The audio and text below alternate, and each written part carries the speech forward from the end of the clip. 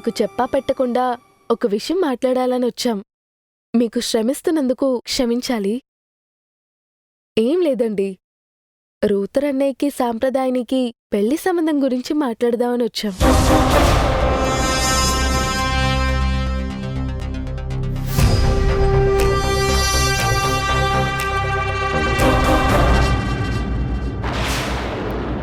ఇదేం బాలేదు. మీరు సాంప్రదాయానికి బాస్ అవ్వచ్చు, మీరు పెద్ద కుటుంబం నుంచే వచ్చుండొచ్చు, కానీ మీరు సడన్ గా ఇలా వచ్చి ఒక పిఏకి నా కూతుర్ని ఇవ్వమని అడగడం ఏం బాలేదండి. మాకు కొన్ని ఇష్టాలుంటాయి.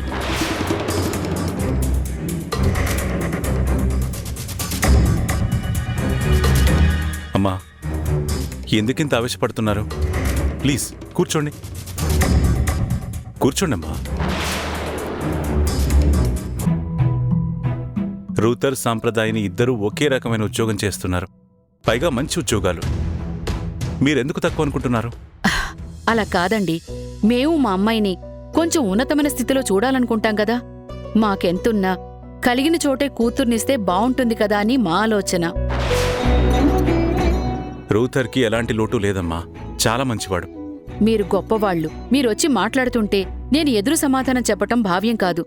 కాని ఆడపిల్ల తల్లిగా నేనొక విషయం అడుగుతాను. అతనికి సంబంధం మాట్లాడడానికి కనీసం వాళ్ళింటి నుంచి ఎవరో ఒకరు రావాలి కదండీ. సారీ ఆంటీ, నాకు అమ్మ నాన్న ఎవరు లేరు.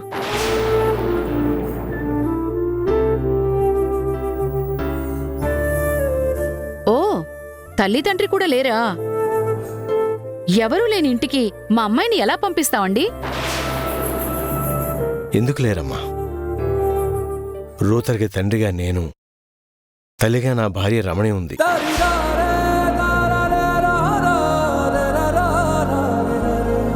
నేను వాడి బాబాయిని, రమణి వాడి పిన్ని. మాకు వాడు సొంత బిడ్డ కింద లెక్క. మీకు అంతగా అవసరం అనుకుంటే వాణ్ణి నేను దత్తత తీసుకుంటాను.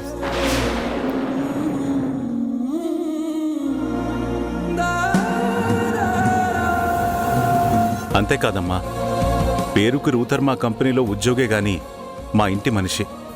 మా కుటుంబం గురించి కానీ, మా సాధక బాధకాల గురించి కానీ ప్రతి ఒక్కటి తెలిసిన ఏకైక వ్యక్తి రూతరే. వాడికి మేమున్నాం. మీరేం దాని గురించి బెంగ పెట్టుకోకండి. ఏ రకంగానూ మీ అమ్మాయికి శ్రమ కలగదు. వాడు చాలా మంచి మనిషి. వాడు చాలా మంచి మనిషి అండి, మీరేం భయపడకండి. అంటే అది కాదండి. అమ్మా, ఇలా చెప్తున్నానని ఏమనుకోవద్దు.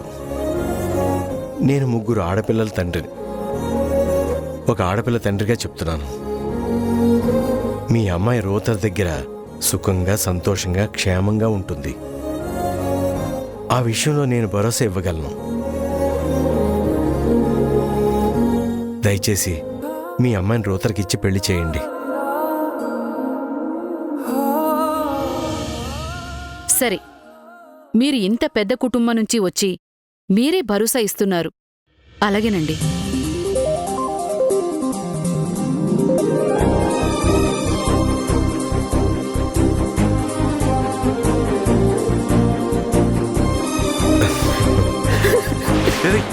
రూతర్, ఏమైందిరా?